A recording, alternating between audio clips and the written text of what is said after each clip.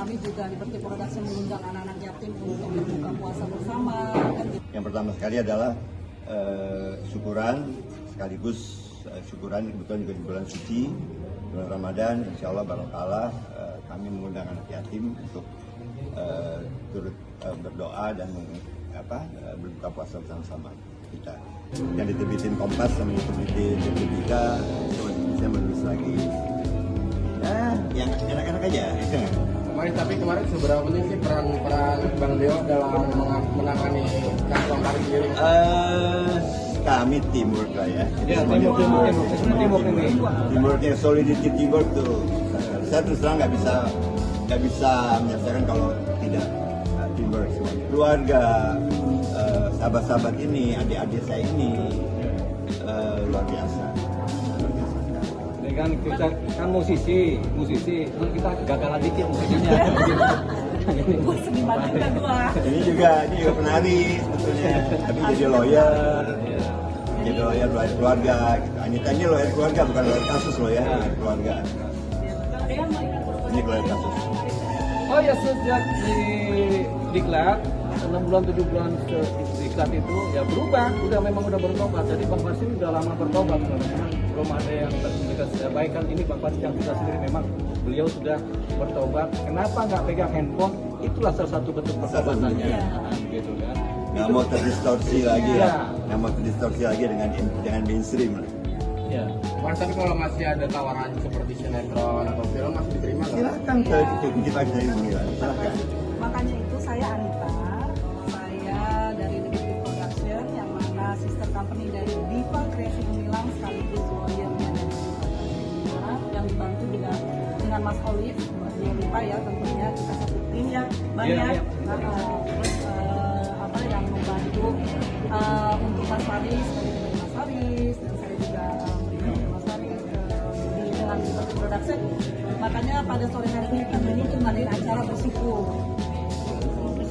dengan Allah, dengan kembalinya Mas Faris di tengah-tengah kita. Terus kami juga Liberty Production mengundang anak-anak yatim untuk berbuka puasa bersama dan gitu ya. Jadi memang lebih private, lebih ini, makanya apabila teman-teman atau para PO mau apa mau hubungin bisa ada nomor kontaknya nanti kita share Pak Kreasi Gemilang. Tapi pastinya teman-teman pasti lebih sering ketemu dengan Pak Edi tadi, Mas Edi ya.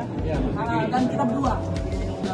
Jadi Mas Farisnya hanya ya untuk di belakang layarnya aja. Maksudnya memang produknya yang kita ini adalah Tinggal bendanya doang. Iya, makanya aku bilang produknya. Aku nggak mau bilang benda loh, tapi beliau yang bilang benda. Produknya ya itu ya Faris Herenta.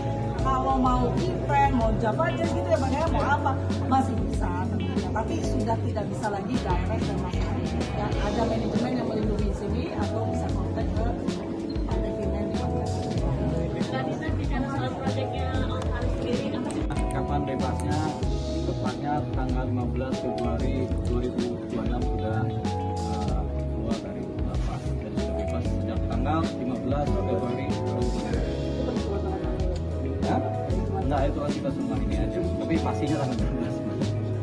Begitu. Nah, itu pertanyaan itu. Mas Faris adanya konsep jazz ini secara Tanyakan Mas Faris. Gini, sebenarnya saya sama Liberty sama Anita Wanita di sini, kami memang sister company ya.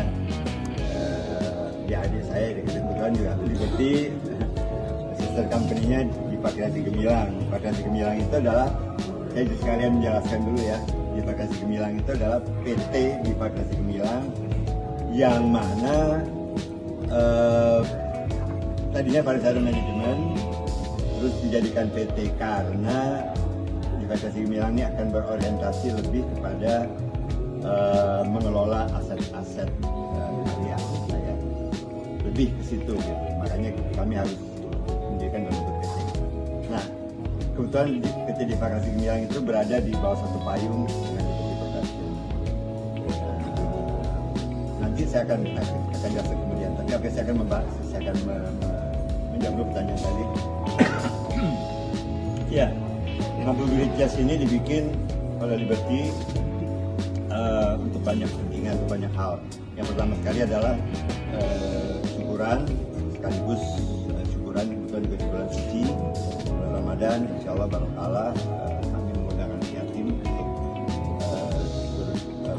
berdoa dan buka puasa bersama-sama kita. Intinya itu. Tapi kebetulan beberapa teman ingin mendukung. Tadinya tuh syukuran itu sekaligus syukuran saya selesai menjalani diklat kemarin itu. Di sekolah kemarin itu. Alhamdulillah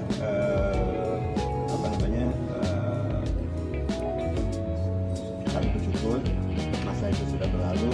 Sekarang masanya untuk masa depan. Saya ingin menjelaskan sedikit. Ini mungkin preskon ini juga bisa menjelaskan sedikit. Saya Faris RM mulai katakanlah saat ini ya depannya itu mulai menghentikan ya, aktivitas Faris RM secara profesional di bidang publisitas. Saya tetap bermain musik, tapi saya tidak lagi mengelola hak apapun dari profesionalisme saya. Semuanya di-handle oleh PT Divagna Sembilan yang dimiliki oleh anak-anak saya dan keluarga saya. Jadi mulai ke depan ini saya tidak lagi berhak atas apapun, termasuk preskon misalnya. Preskon bisa diatur oleh Leo Kripa dan juga masalah legal wanita dan masalah aktivitas semuanya oleh tim dari Divagna Sembilan. Jadi secara publisitas saya sudah habis masanya karena saya ingin kembali menjadi manusia normal, main musik asik-asik aja gitu ya, main band asik-asik aja, main tas asik-asik aja, nggak mikirin honor, nggak mikirin apa-apa gitu, seru-seruan aja. Karena masalahnya pesan moral dari diklat kemarin itu dari Tuhan saya itu jelas sekali bahwa dengan adanya kasus itu ya, mesti kasus di belakang segala macam. Saya nggak akan bicara kasus itu, tapi dengan adanya kasus ya, Anda semua juga sudah tahu lah, Anda semua mengikuti kan. Dengan adanya kasus itu pesan moralnya itu jelas. Sudah saatnya Faris memikirkan hidupnya Faris sendiri. Sekarang Faris tidak lagi memikirkan orang lain, semua udah beres, semua jalan bagaimana ini aja. Karya-karya dikelola, aktivitas dikelola, saya tinggal ikut aja. Monggo silakan, saya tinggal main. Mas, main di sini mas, oke main. Kayak ini, tidak gitu nih. Dia bilang, mas main mas saya tanggal 8, oke. Langsung oke aja. Enak sekali sih sekarang bangun tidur enak, ya. Makan enak, makanya mungkin gemukan ya. Alhamdulillah. Udah berapa usianya Bang Faris sekarang? Hah? Udah berapa usianya? 67. Nah, musisi nggak kenal pensiun kalau saya Ya, dia nggak kena pensiun, makanya main musiknya terus, gitu. Tapi tidak lagi bersentuhan dengan publik, tidak lagi bersentuhan dengan ini sosial media dan segala macam, bahkan tidak lagi bersentuhan dengan handphone. Saya tidak lagi pakai handphone teman-teman, jadi kalau ada apa-apa tinggal telepon, kapok pakai handphone. Cari berita selebriti dan lifestyle yang lagi viral. Di sini tempatnya. Yuk subscribe, like, dan share. Okezone Vibes. All the vibes you need.